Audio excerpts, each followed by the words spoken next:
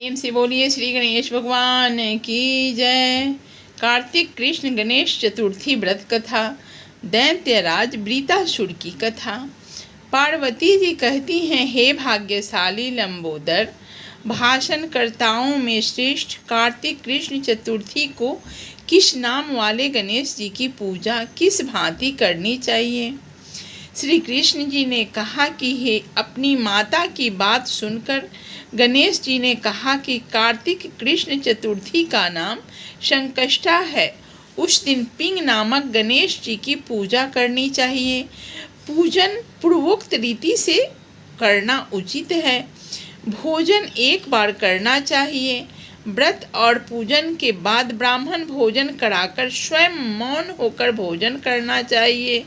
मैं इस व्रत का महात्म्य कह रहा हूँ, सावधानी पूर्वक श्रवण कीजिए।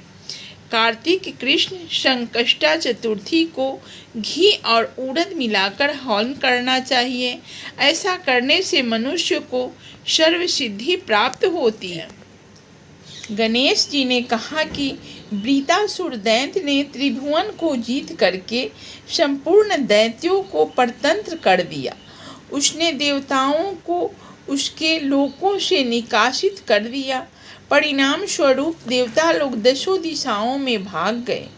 तब सभी देव इंद्र के नेतृत्व में भगवान विष्णु के शरणागत हुए। देवों को बात सुनकर विष्णु ने कहा कि समुद्री द्वीप में बसने के कारण वे निरापद होकर उच्छृंखल एवं बलशाली हो गए हैं। पितामह ब्रह्मा जी से किसी देवों के द्वारा न मरने का वर प्राप्त कर लिया है। अतः आप लोग अगस्त्य मुनि को प्रसन्न करें। वे मुनि समुद्र को पी जाएंगे। तब दैत्य लोग अपने पिता के पास चले गए। आप लोग सुखपूर्वक स्वर्ग में निवास करने लगेंगे। अतः आप लोगों का कार्य अगस्त्य मुनि की सहायता से ही पूरा होगा। ऐसा सुनकर सब देवगण अगस्त्य मुनि के आश्रम में गए और स्तुति कर उन्हें प्रसन्न किया।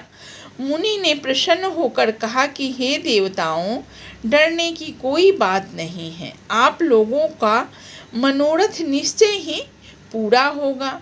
मुनि की बात से सब देवता अपने अपने लोक को चले गए। इधर मुनि को चिंता हुई कि 1,00,000 योजन यह विशाल समुद्र को मैं कैसे पान कर पाऊंगा।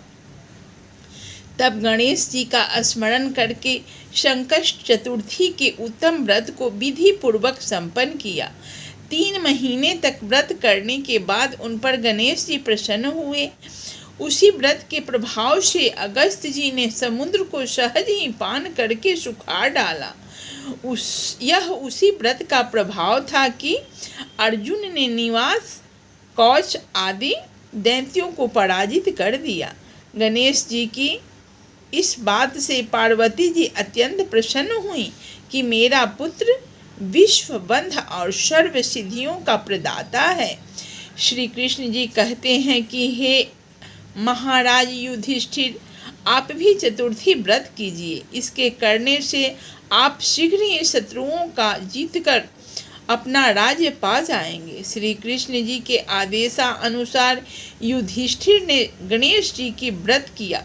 व्रत के प्रभाव से उन्होंने शत्रुओं को जीतकर अखंड राज्य प्राप्त कर लिया। केवल कथा श्रवण करने से ही हजारों अश्वमेध और सैकड़ों वाजपेय यज्ञ का फल प्राप्त होता है। साथ ही पुत्र पौत्र आदि की वृद्धि भी होती है।